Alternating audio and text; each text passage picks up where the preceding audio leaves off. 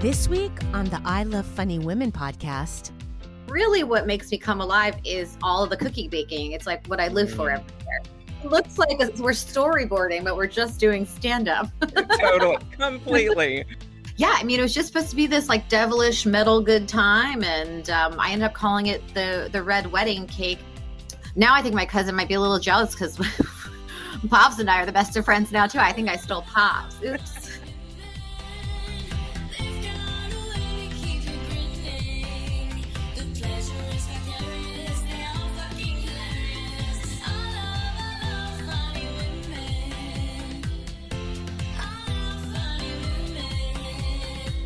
Welcome to the I Love Funny Women podcast with your host, Dina Nina.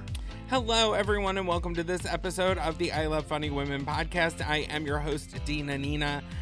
I love May. Not because it's my birthday month, but because of the Eurovison Song Contest. So I used to do a radio show on Error FM called Dina's Pop Explosion, and every year I'd play all the amazing songs that were vying for the coveted winner spot of the Eurovison Song Contest. And this year, the Eurovison Song Contest has so many eyes on it due to the Netflix Eurovison Song Contest, The Story of Fire saga.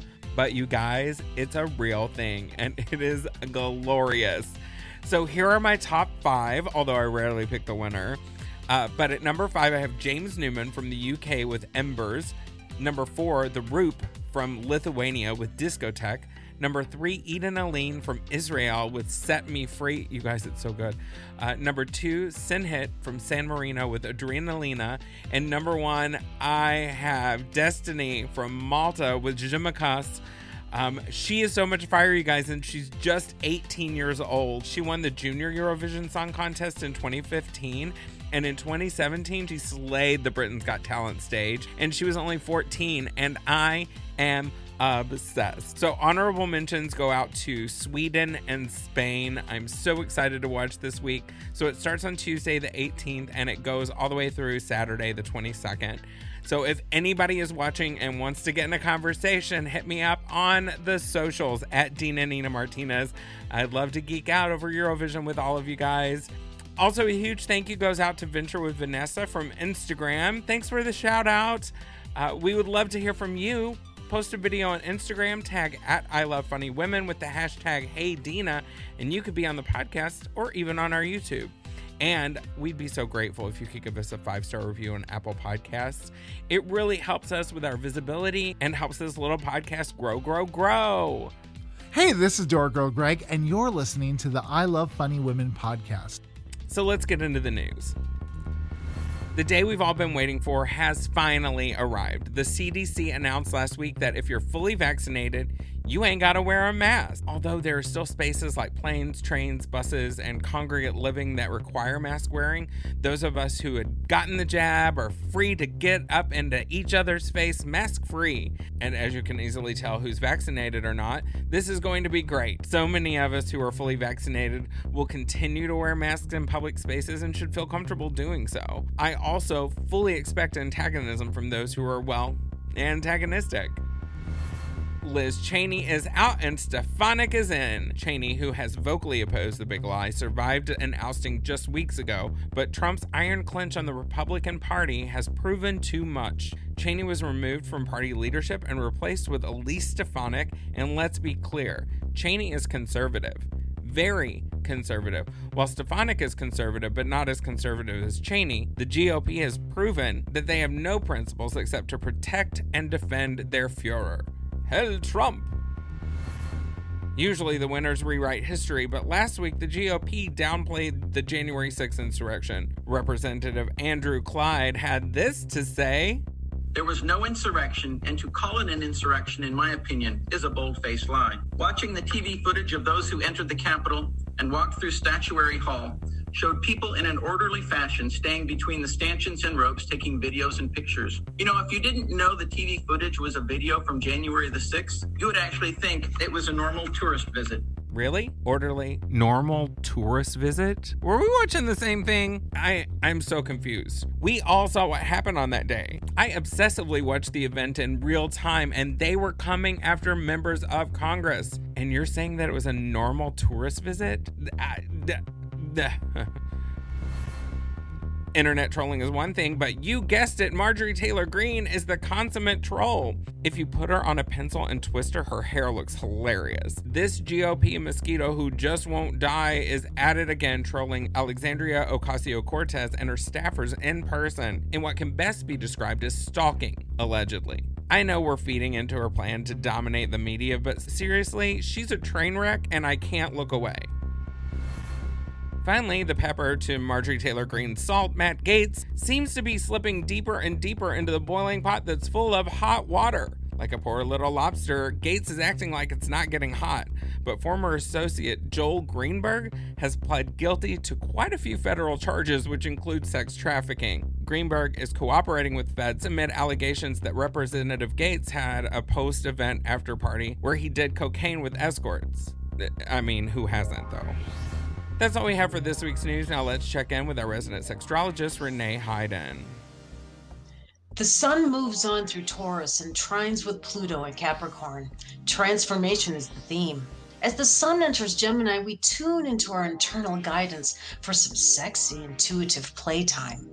I'm your resident sextrologist, René Heiden, and this is Sex with the Stars. The sun is completing its transit through Taurus and trines with Pluto and Capricorn. We have a few days to take stock of the meaning of the past few years. What was painful? Where did we grow? How did we treat each other? And what does love truly mean? What's love got to do? The transformative energy of Pluto is helping us to turn our pain into wisdom and knowledge. Use this wisdom to empower your sex life. You can experience less pain internally, while wisely using the pleasures of pain in the sack. You like that? We'll get a resolute glimpse that will affirm what we've gone through as we use our wisdom and growth to our betterment. What has the past few years brought us in terms of how we embody and relate to sex and relationships? Where have we healed and who have we become? Knowing these things enhance the way we experience physical merging and self-pleasure. The sun enters Gemini on the 20th.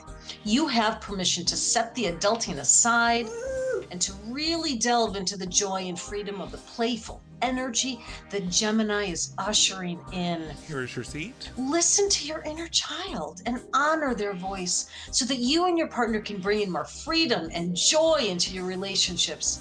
If you're the femme Gemini, really lean into hearing and listening to your soul and those around you. If you do, you'll get the playtime you really want, honey. Recess. The sun joins Venus in Gemini, bringing an extra playful boost to our sexcapades. Turn that sandbox into a sexy love box, if you know what I mean. Yes, hunty. Venus's sensuality and patience will give you the boost you need. As I've mentioned, listening is important. Excuse me, what? And your communication with your body and your partner can really renew the love you felt that may have been waning and can improve all of your relationships, be they platonic or carnal. Right? Let your body do the talking. The Gemini energy is provocative and ready for some liberal liaisons. Hello. Oh, hi. You could work on some of your mother issues with some dress-up power playtime. You never loved me. As the femme Gemini has a tendency to wounding from mother, it could be helpful to honor that inner child. Tap into the universal mother to assist you with reparenting so that your partner doesn't have to play that role, and do it with playfulness. Who's up for a game of Parcheesi? To love from a place of wholeness instead of a place of woundedness. I'm your resident sextrologist, René Heiden, and this has been Sex with the Stars. Back to you, Dina. Thanks so much, Renee. You can find her on Instagram at René Heiden Soul Therapy. Hey, all you funny women, it's Door Girl Greg, and I'm here to say thank you for listening to the I Love Funny Women podcast. And if you haven't yet, go over to the socials. Go to Facebook or Instagram or Twitter or even YouTube and check out at I Love Funny Women. Do it now. Do it! Do it, and I'm going to pour sparkles all over you. Hey everyone, so we are so excited about this week's guest. She is the co-host and co-producer of Can You Help Us Get Famous? She is an LA-based stand-up comedian, and she just started her own company called Period Pastries. What? Please welcome Dani Brooks. Hi. I'm so excited to have you. Thanks so much. So exciting to be here. Thank you. Of course. So, love your podcast. Love you. Can't even get enough of you. Oh my gosh.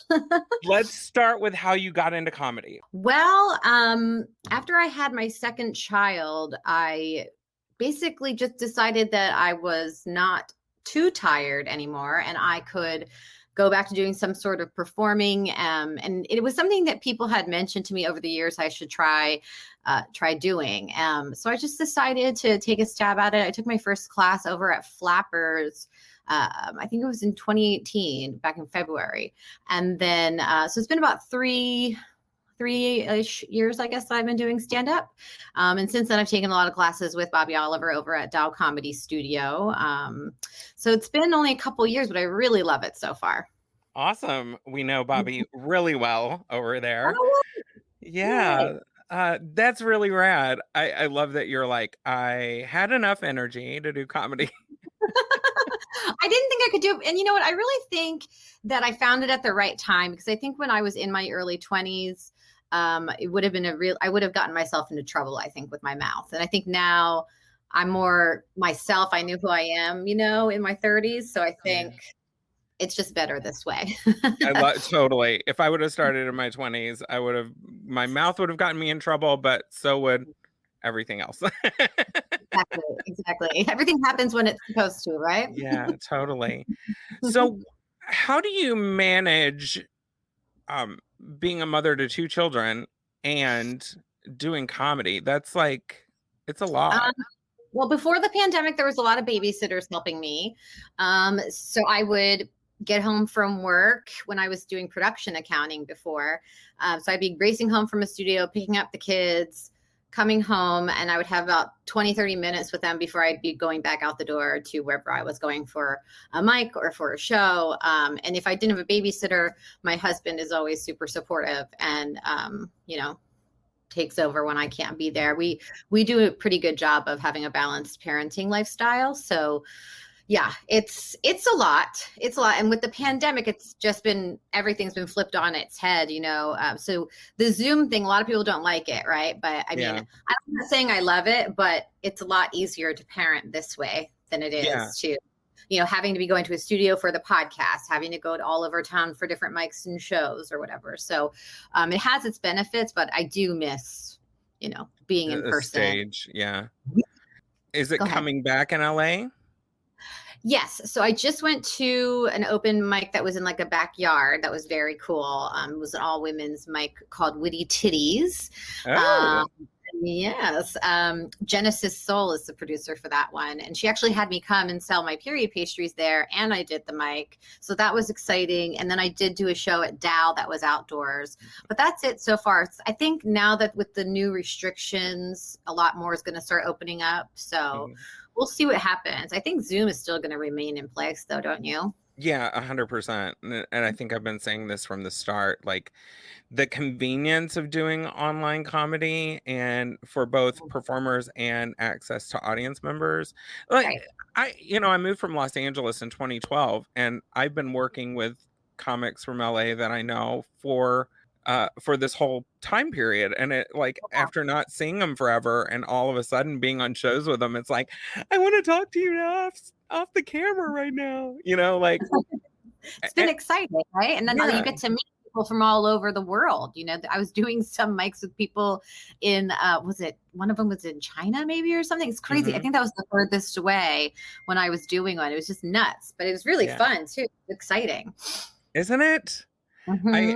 We had a couple of comics from one lives in Japan and one lives in Germany, or two live in Germany, that were on our panel discussion for the Lady Loves Comedy Women's Comedy Summit. So it was kind of cool, and that is definitely one of those things that's really changed. I run a festival, so having people come from all over the country and Canada has been amazing over the years, but being able to do it online all the time, it's so rad.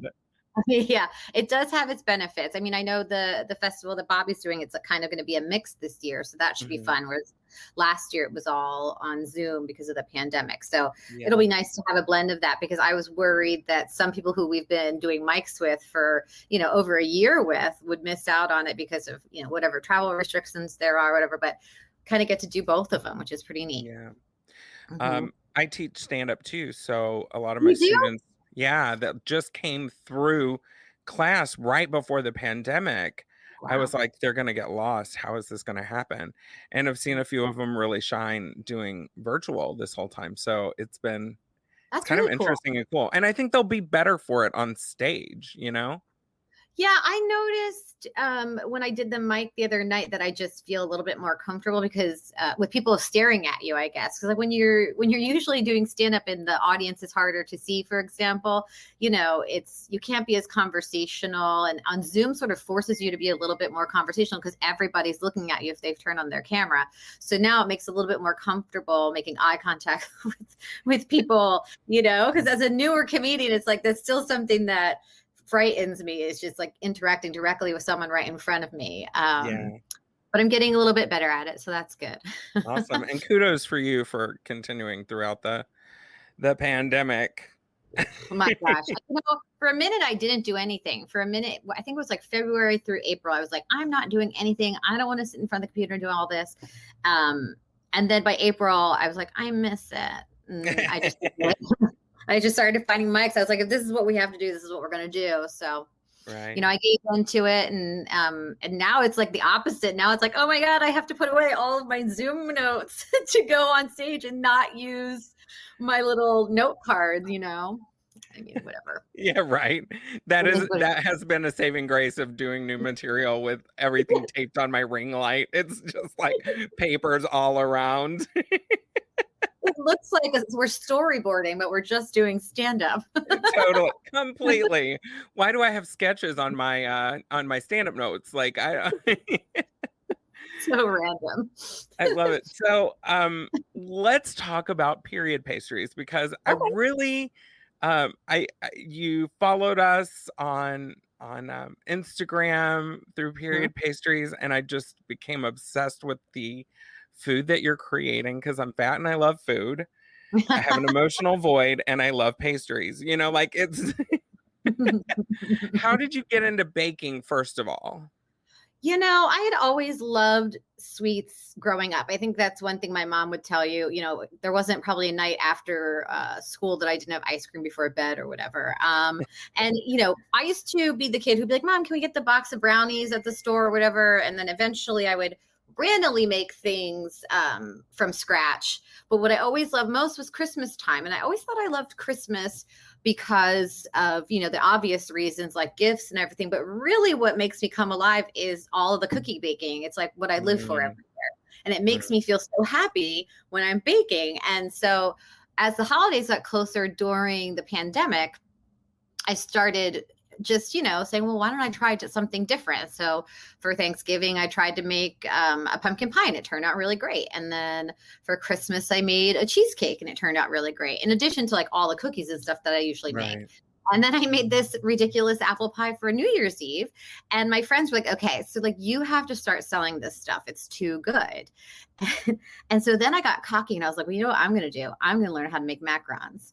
And my best friends who work they were like, they work in fine dining. So they were like, okay, crazy. But I went ahead and I did it. So now I have, sort of like a little, what do they call it? A notch on my belt, because I can do the macarons, and I can do, what seems like basic stuff as far as making cookies or whatever. People think that that's very pedestrian, but, I have some tricks up my sleeve that make mine taste pretty good. So I love making cookies. I just got done making, 3 dozen this morning. Nice. Yeah, I just kind of fell into it, and I didn't realize how happy it made me until the pandemic. So I guess if it weren't for all this being at home all the time, I wouldn't have been able to really discover it like I did. That's a cool perk. Okay, let's talk about that birthday cake that gushed in the middle that you made recently. Yes. So I was approached by Adeze, who is a client that I got through a friend. And she said to me she wanted a rock and roll metal cake. And it was going to be like a devil themed cake. And she wanted it to bleed. And I said, okay, I think I can do that. Because as it turned out, that same morning, my friend Amber, who is super into baking as well, had sent me a picture of a bleeding cake. I have no idea how the universe works, but I got her text and I was like, you've got to be kidding me. I literally just got an order for a bleeding cake. So I just went to work. I made a test cake to see if it worked, and it was a big fail. I cut it, and like all of the juice, I mean, it's coulis, but I mean, my kids call it raspberry juice. So, which, it's like a very thin jam essentially. So, with alcohol in it. So anyway, it soaked right into the cake. And I was like, well, that's not good. So then I did another one, a smaller one, where I kind of carved out the inside and iced the inside, and then sort of made like a pool of the raspberry coulis, and that one worked. So when I made it for a day, she had it for like a full day before she had the party. And so I was very concerned that like something would happen and like it would all seep through. But apparently it went really well. One of my friends was there at her party, the one person who was like our bridge, and she took pictures of it and said it was amazing. So yeah, I mean, it was just supposed to be this like devilish metal good time. And I ended up calling it the red wedding cake because that's what Adese had suggested. So I was like, you asked me to do this cake. Lots of times if it's a custom cake that someone asks for, I name it after them, or I take the name that they suggest, just because it's like my little homage, thanking you for trusting me. Yeah. They could have gone to anywhere to get like a real patisserie cake, and they came to me. So it was gorgeous, and I was just like, oh my God, if that was vegan, I would be all about it. I could probably make it vegan. I know that Amber, my friend who I was just telling you about, Amber Carvely is her name, and she has a blog called Mortician in the Kitchen, and she posts. She does all sorts of things that are vegan, and she's also a mortician. So a lot of her stuff is funeral food themed. So what we try to do oftentimes is I will make a regular version of something, and then she will make a vegan version of it, and we will discuss. So I think I could probably figure out how to do it for you if you're ever in town. I will definitely keep that in mind. If I come back to town, I will probably be on a diet for whatever reason. Just to avoid all of the cake. Yes. I find it so interesting. And you started this just over like the holidays this year, or I had opened Period Pastries in January. I was talking to the girls on one of the Dow mics about it, and I actually made a joke on a mic saying that I was going to call it Period Pastries because every time I came up with something tasty, I was on my period, and they were all like, yes, this is the name of your bakery. This has to be the name. And I was like, are you guys sure it's not like gross or anything? And they're like, no. So I said, okay, fine. So then I remember that my babysitter travels to India with another family that she babysits for. And when they go, they bring these pads, reusable pads, to girls at a school called fflv.org. And they come from an underprivileged community. And fflv.org not only helps these young girls with getting period support, they also do, food drives and all sorts of things for the community. But the good thing that they do is protect these girls from, being sold into marriage, from being raped. Because what happens apparently is when they have to go purchase pads, they go to literally like a hut. And there's a man who runs the hut, and he will let the community know that that girl is now fertile. So this program that Lisa is a part of when she goes to India takes paths to them. So I wanted to do Period Pastries only if I could link up with their organization. So what happens for me is a portion of my sales I donate to fflv.org so that they can get the Period Project together to send over the paths to the girls. Oh my God, that's so rad. Yeah, so that I was like, I'll do the name, but it just can't be tongue in cheek. It has to actually benefit. So I'm starting with the organization in India, and then, as hopefully this thing grows, I will do more local things. There's a lot of women's shelters that could use help out here, and I'm also born and raised in the Philadelphia, South Jersey area, so I'd love to, make some donations over there. But just starting small right now, and I just kind of lucked out with having people who know people to sort of get that whole thing going. And, I'm really grateful. One of the people I met through there helped me with my website. So it's been really amazing how quickly it's gone. And I can't believe that it's already it's almost June now, right? Yeah. I mean, it's crazy. Yeah. So I think it was January 11th was the first day I announced it. I can't even believe it. If you had told me this time last year that this is what I'd be talking about with you today, I'd be like, no way. Absolutely not. You're high. I love it. And most likely I'd be high. Yeah, me too, right? So we wouldn't be sure what was happening. Exactly. So let's talk about your podcast. You host it with... It's Catherine Pavanelli, and she usually goes by Pavs in comedy. So I think Catherine is her work name, but when she gets introduced on stage, it's Catherine Pavanelli. Yes, we like to joke. We just did a show the other day where we both introduced ourselves as the better half of the Can You Help Us Get Famous podcast. Good. So, we're really nice to each other. Yeah, our story is very interesting, actually. We didn't know each other until college, but she was roommates with my baby cousin Meredith. And so I met her. Yeah, I met her many years ago when she was just a little baby and I was a little baby. And we weren't really friends then, but then we ended up in my cousin's wedding together. Maybe, I think they've been married for like 6 or 7 years. And she told me at the wedding that she was thinking about moving from Chicago to LA. And I was like, oh, you'll have to let me know when you come. And, it sort of just fell off my radar. And then my cousin said to me, Pavs is moving. And it so happened to be in 2018, right when I was thinking about doing stand-up. So my cousin said, you should talk to her. She's done so much stand-up. So I said, okay, great. And so I connected with her and she kind of took me under her wing, taking me to mics and encouraging me and helping me with my jokes and things like that. And sort of being the little push I needed and the support. It felt like having family go with you because she's so tight with my cousin and stuff. And now I think my cousin might be a little jealous because Pavs and I are the best of friends now too. I think I stole Pavs. Oops.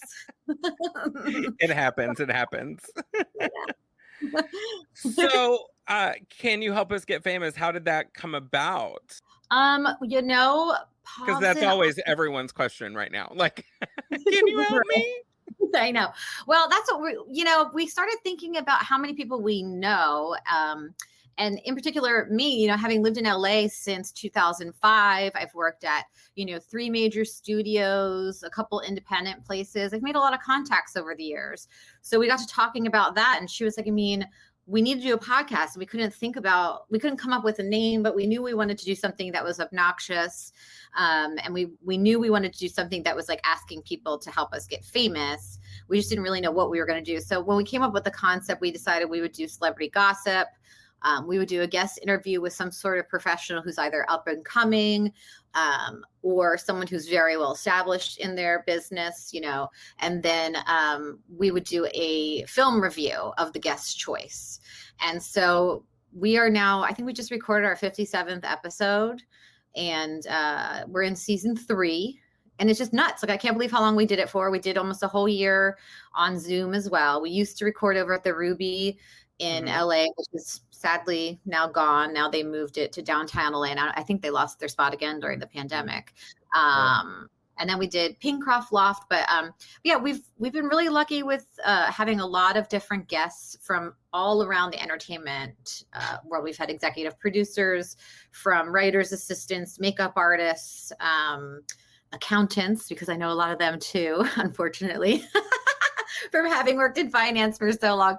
But it's just been a really cool experience. We've never had one guest ask for the same movie twice. So we've watched, yeah, it's really great. Like, that's how unique people are. Like, we never get someone who has the same favorite movie, because that's usually what people do, is they'll pick their favorite movie. What did we do this last week? We watched Galaxy Quest.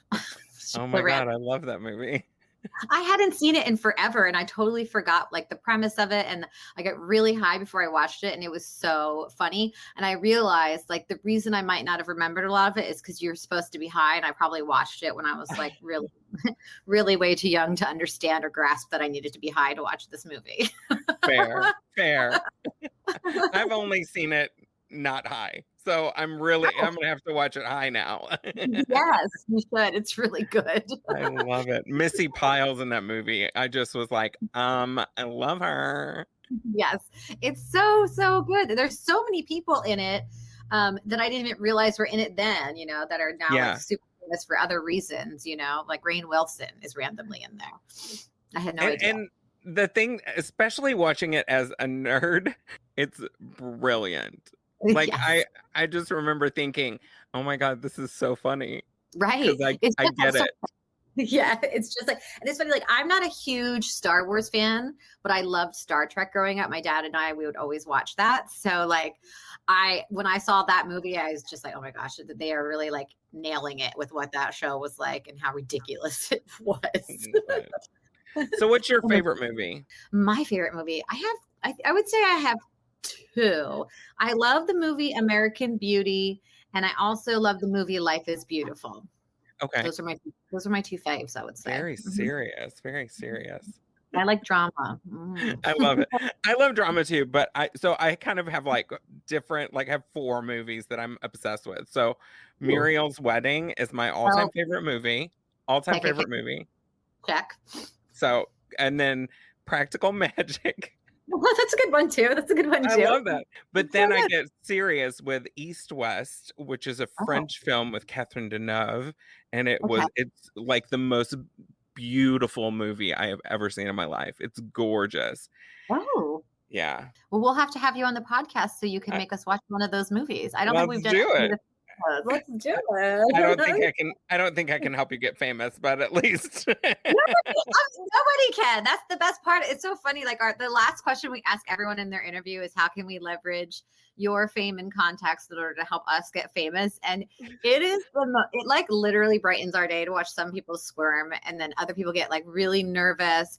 Other people come up with like super funny ways that they can get us famous, because they'll be like, oh, I've been thinking about this and here's what I'm going to do for you. But then we get like genuine offers from some of the people who are writers, like, we'll read your script that you guys are doing. We'll help you push it, whatever you guys need, which is just super cool, because we're just fucking around. I mean, if you can help us get famous, by all means, but like for the most part, we're just fucking around. Totally. I love it. It has been a delight to have you on the show. Thank you so much for joining us. And you can find Dani tell us where you can find us on all the socials. And yes, so on Instagram I am _Dani Brooks, and then on Twitter it's just the Dani Brooks, and then the podcast is at Help Us Get Famous on Twitter and Instagram, and then the bakery is at Period Pastries on both Twitter and Instagram. I got too many things to plug here. I mean, I hear you. I'm with you. I have like 20 Instagram accounts that I'm still like, some of them I use. I know. I have too many too. I have one for a play that is not done being written, my daughter, a YouTube show. I'm like, what are all these accounts that I have? It's insane. Completely. Well, Dani, it's been a pleasure. Thank you again for joining us on I Love Funny Women. Of course. Thanks for having me. And that's all the time we have. Thanks for listening to the I Love Funny Women podcast. You can find us on all the social medias at I Love Funny Women, and find us on our YouTube as well. This podcast was written by me, Dina Nina Martinez, and you can find me on Instagram at Dina Nina Martinez.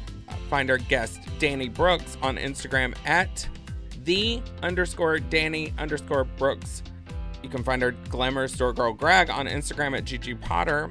And of course, our amazing announcer, Krista Garner, can be found on Instagram at Krista Garner. This is an Artemis Glow Studio production in association with Crossover Media and AMG Group. See you next week or on YouTube.